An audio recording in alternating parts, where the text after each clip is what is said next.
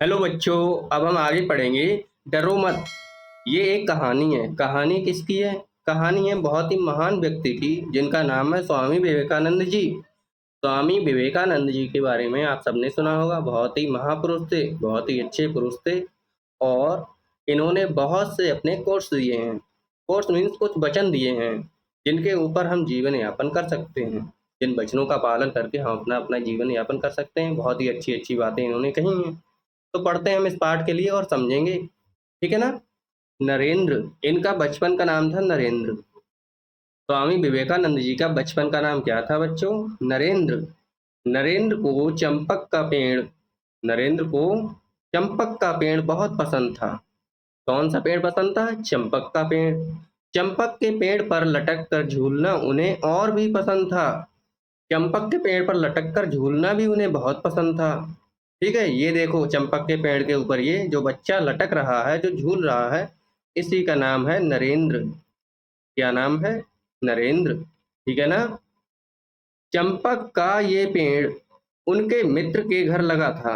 जो चंपक का पेड़ था वो उनके मित्र के घर लगा हुआ था। ये देखिए नरेंद्र का मित्र है, इधर फोटो में आपको दिख रहा है ना। नरेंद्र 8 साल की उम्र से ही अपने मित्र के घर खेलने जाया करते थे।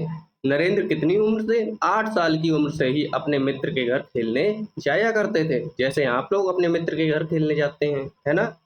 हर दिन की तरह वे चंपक के पेड़ पर झूल रहे थे। जैसे वह रोज जाते थे अपने मित्र के घर, चंपक के पेड़ पर झूलते थे और उसके साथ खेलते थे, है ना। वो हर दिन की तरह चंपक के पेड़ पर झूल रहे थे। एक दिन तभी उनके मित्र के दादाजी वहां आए और बोले।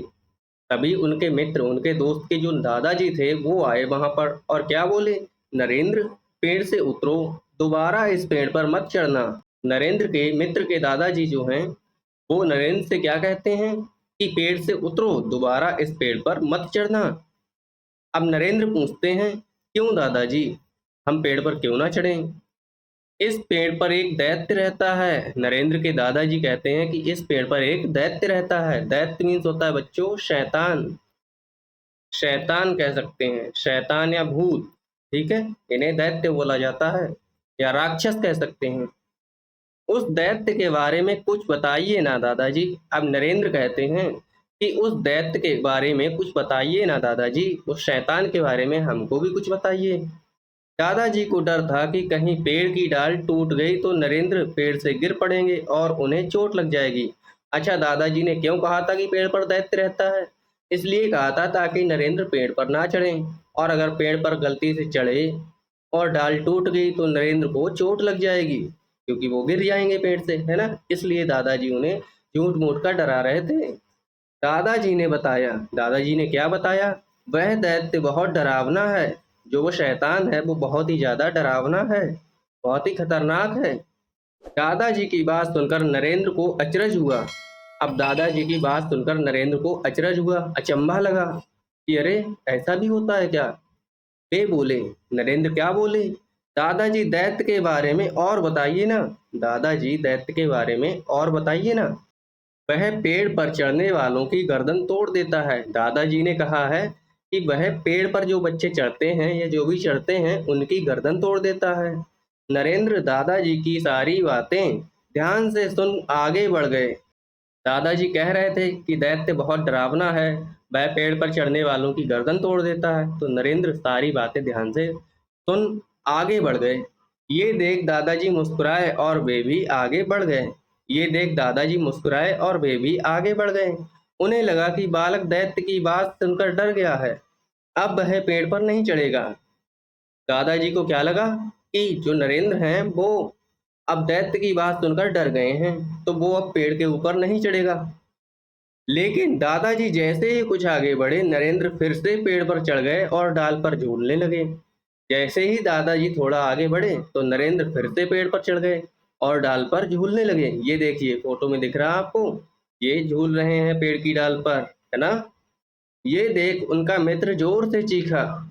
ये देख उनका जो मित्र है, ये देखिए, बहुत जोर से चीखा कि नरेंद्र, तुमने दादाजी की बात नहीं सुनी, वह दैत्य तुम्हारी गर्दन तोड़ देगा। नरेंद्र का दोस्त कहता है कि तुमने दादाजी की बात नहीं सुनी, वह दैत्य है, जो शैतान है, वो तुम्हारी गर्दन तोड़ देगा। नरेंद्र ने हंसकर कहा, जो नरेंद्र हैं इन्होंने हंसकर कहा, तुम भी कितने भोले हो, अगर दादाजी की बात सच होती तो मेरी गर्दन टूट चुकी होती, लेकिन ऐसा हुआ क्या? नरेंद्र ने हंसकर अपने दोस्त से कहा कि तुम भी कितने भोले हो दोस्त, अगर दादाजी की बात सच होती तो मेरी गर्दन टूट चुकी होती। क्यों? क्योंकि वो पहले भी पेड़ पर झूलते थे।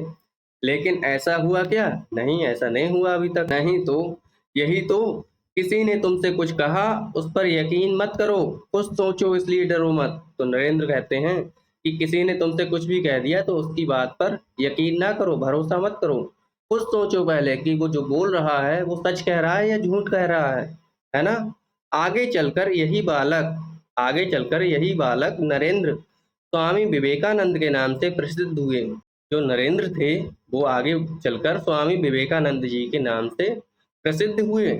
स्वामी विवेकानंद बचपन से ही निडर और समझदार थे। स्वामी विवेकानंद बहुत ही निडर थे और समझदार थे। इन्होंने बहुत सारी बातें कही हैं जो हमारे जीवन में बहुत ज़्यादा उपयोगी हैं। आप बड़े होंगे तब इनको सुनेंगे, बचपन में भी उन्हें सुन सकते हैं। आप इनकी बातों को आप यूट्यूब पर, गूगल पर देख सकते हैं। बहुत ही महापुरुष थे अपने ज़माने के ये पाठ लिखा है आस्तिक सिन्हा ने। ये कहानी आस्तिक सिन्हा जी ने लिखी है। इस तरह से हमने कहानी को पढ़ लिया है बच्चों। अगर आपको कुछ भी समझ में ना आया हो तो आप हमसे कमेंट में पूछेंगे, हम आपके प्रश्नों के उत्तर देंगे। ये जो फोटो में आपको दिख रहे हैं यही हैं नरेंद्र। ये नरेंद्र हैं जिनका बाद में नाम क्या पड़ गया था? स्वामी विवेकानंद। स्वामी विवेकानंद। ठीक है बच्चों, यही हैं स्वामी विवेकानंद जी। अब आपको क्या करना है, कुछ भी ना समझ में आया तो हमसे पूछ लेना है कमेंट में, और चैनल को सब्सक्राइब, वीडियो को लाइक कर देना, अपने दोस्तों को शेयर कर देना ताकि वो भी पढ़ें। ठीक है ना? नमस्कार, धन्यवाद।